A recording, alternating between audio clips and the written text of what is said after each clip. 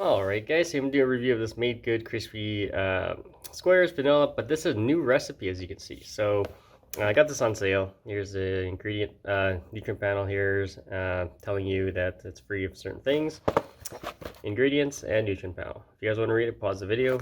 Let's get into this. Alright, so that's what the little squares look like.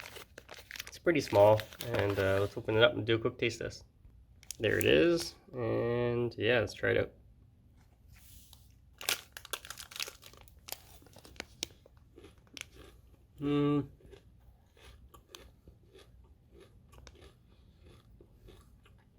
Flavor wise, the vanilla you can taste it. I think it's a little sweeter than the original by slightly, but definitely check it out. It's not bad. If you have any questions, comments, guys, please subscribe to the channel.